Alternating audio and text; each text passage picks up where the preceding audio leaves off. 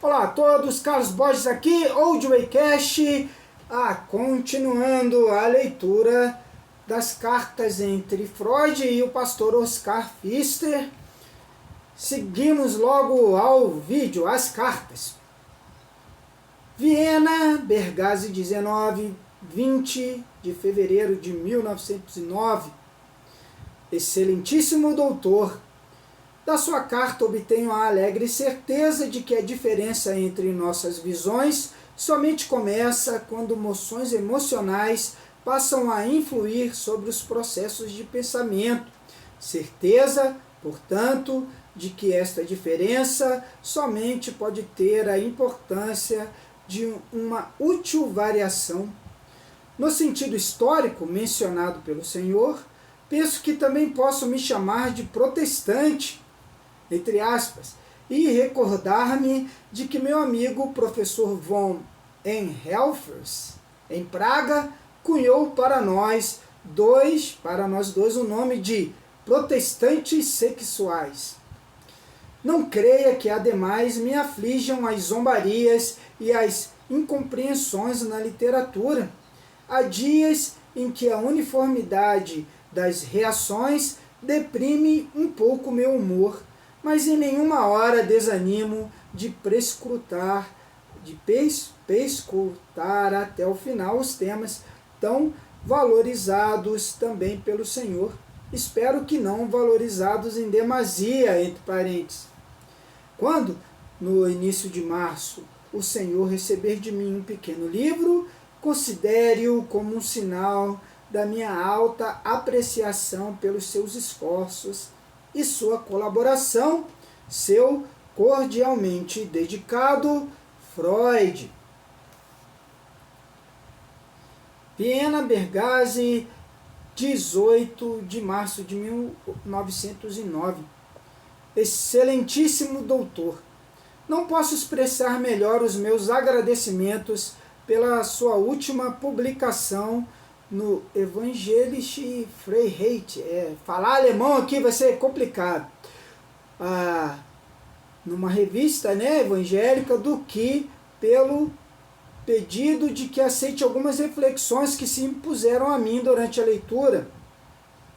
Compreendi que o contexto e o público impuseram-lhe a necessidade de omitir muitas coisas ou censurá-las. Isto sempre é doloroso para o autor e o leitor é entendido. O censor corta na carne, tira a melhor parte, diz o irônico Heine. Num ponto, penso eu, a sua comunicação poderia ter sido menos temerosa, pois, afinal, a Igreja Oficial não pode se ofender quando a fantasia se apodera das excitações que ela mesma não tem escrúpulos em comunicar de forma tão insistente. No primeiro sonho consta: a moça pula no lago. Eu queria correr atrás dela. Contudo, ela se manteve sozinha sobre a água. Imediatamente, ela estava seca. Sonhos deste conteúdo são, como o senhor certamente deve saber, sonhos de nascimento. As crianças vêm da água trazidas pela cegonha. A porção de realidade biológica por trás disso é conhecida de todos nós. Vem dela o impulso de dar às crianças essa explicação. Vir da água, portanto, é igual a nascer. A isto corresponde a inversão. Entrar na água é igual a parir.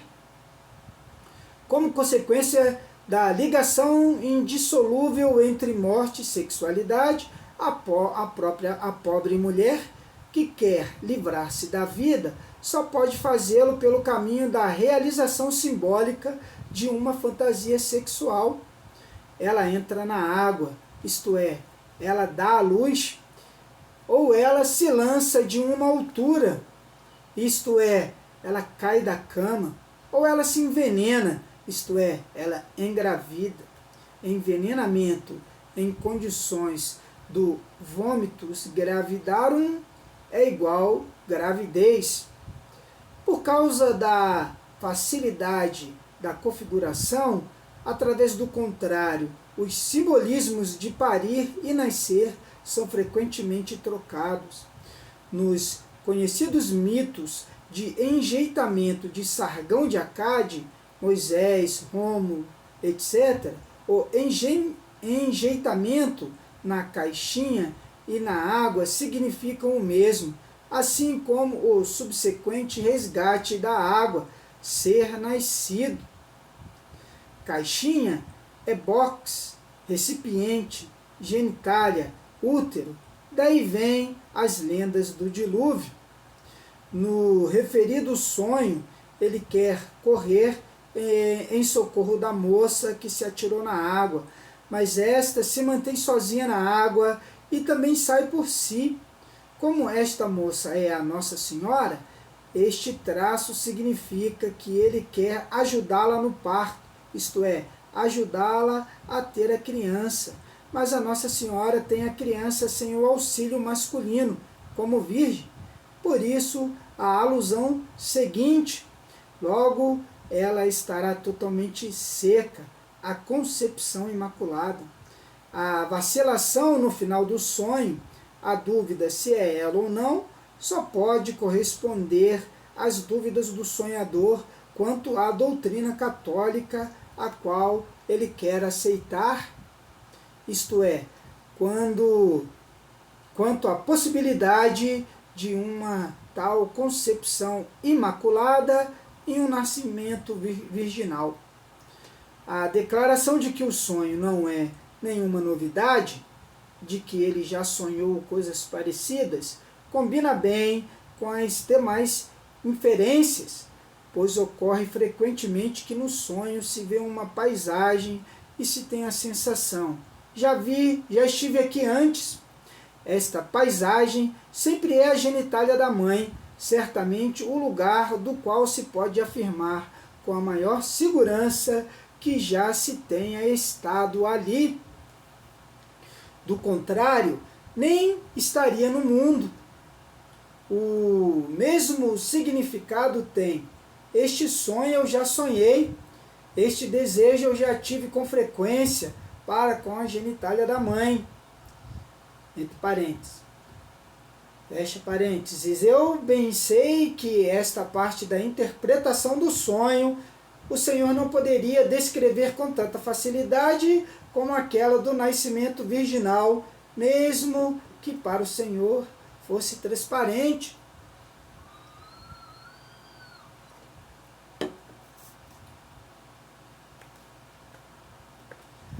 Nossos precursores na psicanálise, os curas de alma católicos, sabidamente não tinham o propósito de trazer à consideração somente os aspectos mínimos dos temas sexuais, mas perguntavam extensivamente por todos os detalhes. Eu creio que o correto está no meio termo, mas bem mais próximo ao costume católico que ao propósito do Senhor.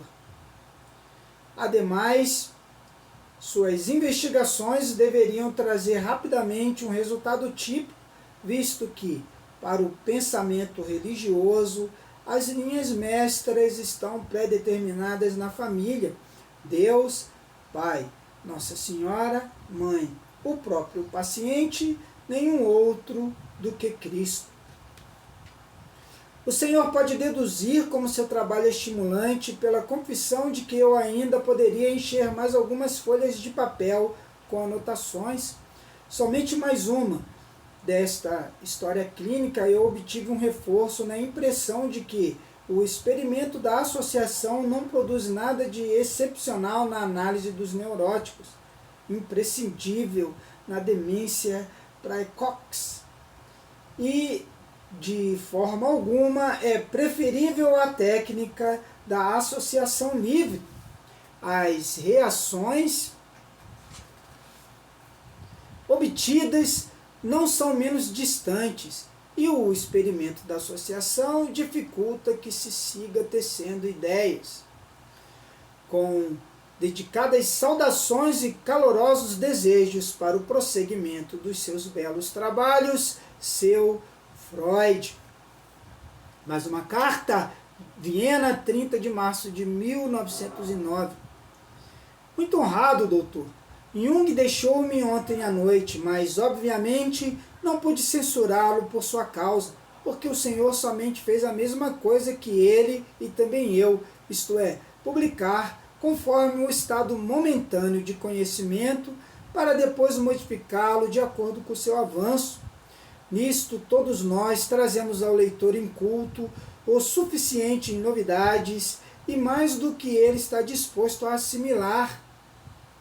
Contudo, o valor dos nossos trabalhos devem residir em que eles não contenham nada que seja aceito por força de autoridade, mas o que pode ser apresentado como resultado de penosos trabalhos próprios.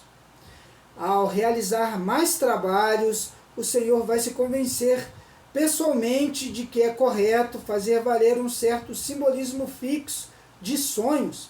Eu queria apenas chamar sua atenção para isso, e não peço nenhuma fé, apenas a prontidão de apreciar o material pertinente neste sentido. O anúncio de sua vinda em abril alegrou-me sobremaneira.